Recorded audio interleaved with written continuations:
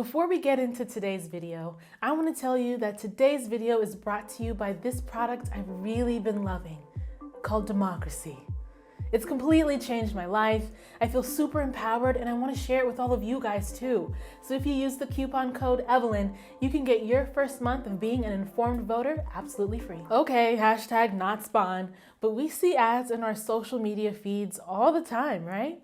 And they're really good at getting our attention. I mean, anytime I see an Instagram ad that's giving me mid-century modern coffee table, that's giving me Monstera leaves, that's giving me the energy of a color-coordinated bullet journal, they can just take my money. Political campaigns want to reach you on social media for the same reasons that brands do. Because you're always on the internet. Don't lie, you know you are. You've seen that screen time report. And being in the same place you look for news or talk to your friends about issues that matter to you is super valuable. That's why advertisers spent $1.4 billion on digital political ads during the 2016 election cycle. With all those ads being mixed in with your everyday internet life, it's important to figure out how to actually take all that information in. I'm Evelyn from the internets. This is the MediaWise Voter Guide, and today we're talking about how to really watch a political ad. Okay, so you know how every influencer isn't always the most upfront about who paid them to talk about those gummy vitamins and how much? Well, the same thing has happened with political ads on social media. Now, the Federal Election Commission, which is an independent government agency that makes and enforces the rules about how campaigns can raise and spend money, does require that political ads tell you who paid for the ad. On print and newspaper ads, the Campaign or Political Action Committee, also known as a PAC, will print their name in a little box at the bottom of the ad. On TV, a disclosure is that part at the end of every ad that sounds like, "My name is Ellen from the internets, and I approve this message." But most of the FEC's rules got made before social media ads were even a thing. So as of right now, they aren't super specific about social media and handle questions on a case-by-case basis. All political ads should include disclaimers, but there are still bills in Congress hashing out exactly what that looks like and how social media platforms share that responsibility in a constantly changing digital landscape. So it's still a little fuzzy. And in the 2016 election, some advertisers took advantage of that fuzziness to place ads that spread misinformation. That's why it's super important to be able to spot a political ad online and consider who paid for it and why they wanted to get it in front of you. While Congress and the FEC work out how exactly they want to require advertisers and social media platforms to disclose political ad spending, platforms have made some changes to make their political ads on their platforms more transparent and give you more tools to help you be extra vigilant. When you see a political ad on social media, you can go back to those 5 W's from elementary school or from our research episode. Who, what, where, when, and why. Who is saying this? What is their proof and what are other people saying? Where was this published? When was this published and why was this published? You don't always have to find some deep answer for all 5 questions. Like if you're asking where was this published about a Twitter post, there may be nothing more to it than that. But these questions are a good jumping off point for understanding what you're looking at. Today, we're mostly just going to focus on who and what. So, first things first, who is behind the information in political ads on social media? Let's take a look, platform by platform, at how you can find out who was responsible for that ad in your feed.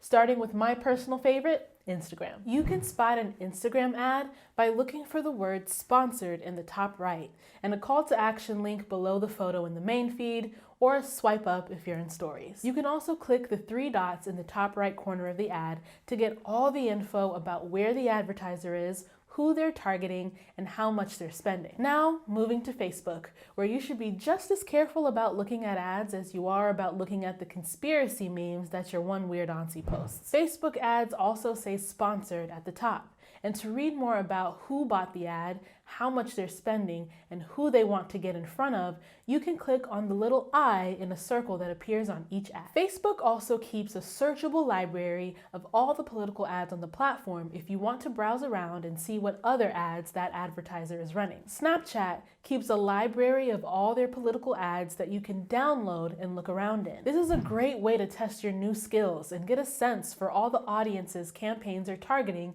and what different kinds of messages they're sending to each of those demographics. Like, how is their messaging different when they talk to older voters versus younger ones? Speaking of younger voters, you're safe from political ads on TikTok for now.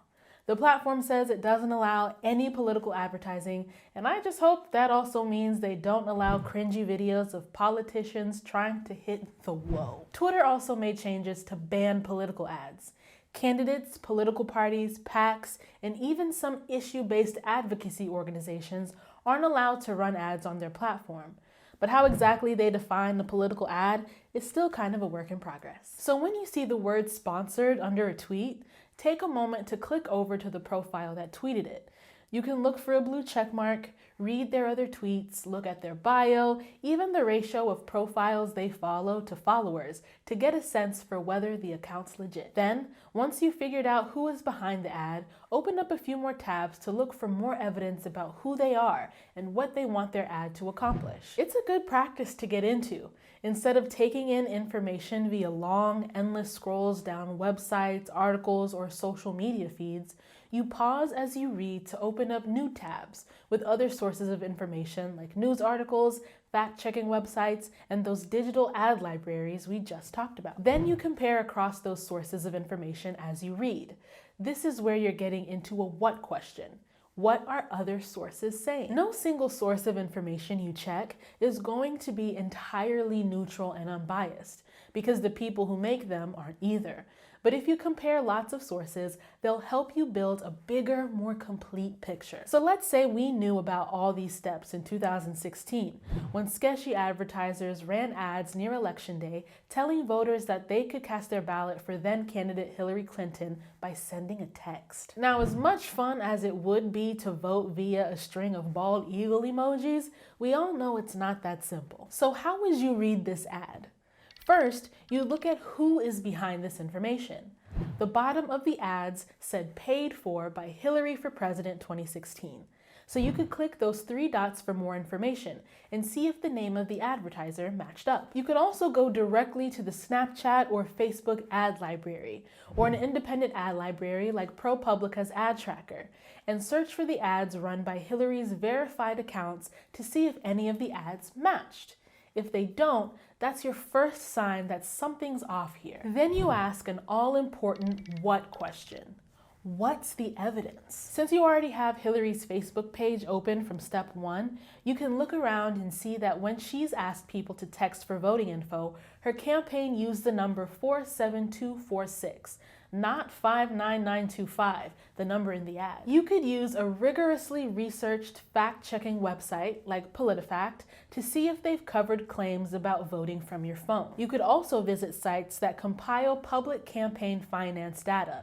The FEC's own website, fec.gov, is a good one, but I also like opensecrets.org, run by the nonpartisan research group at the Center for Responsive Politics. There, you could search the organization named in the ad, Hillary for President 2016, and read about which donors and industries they got their money from and where they spent it. Or, in this case, you could learn that Hillary Clinton's real campaign committee was called Hillary for America, and she was also supported by 8 other PACs, but none of them went by the name on this ad. Side note, these websites are also great tools to look up the PACs that often run these kinds of ads and figure out which candidates, donors, and even which industries they're connected to. Like if you see an ad telling you to vote no on a ballot initiative about, I don't know, free government-sponsored ice cream, it would help to know if the ad was paid for by private ice cream manufacturers.